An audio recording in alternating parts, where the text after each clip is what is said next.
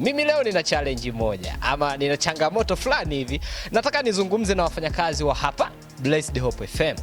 Akipata nafasi ya kuchagua chakula cha taifa, atachagua nini? Akipata nafasi ya kupendekeza chakula cha taifa, nitapendekeza ugali. Ugali na fulu Ugali na fulu. Wewe ni Msukuma? Hapana, sio Msukuma. Kwa nini ugali na fulu? Kwa sababu fulu ni adimu sana mahali kwingine. Dagaa zinapatikana kwa wingi lakini fulu hazipatikani kwa wingi mahali kwingine. Uko serious na maisha kweli? Niko serious. Kwa ugali na fulu tena. Mimi nitachagua macharali. Macharali. Hii ndizi na nyama. Ndio kinaitwa hivyo. Kinaitwa macharali. Macharali. Nitachagua wali na maharage. Wali na maharage. Kwa nini wali na maharage? Kwa sababu wali na maharage ni chakula yani simple.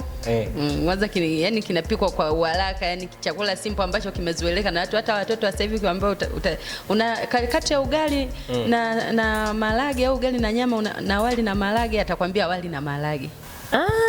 Ugali. Ugali na nini? Ugali na mboga yote, lakini kikubwa ugali.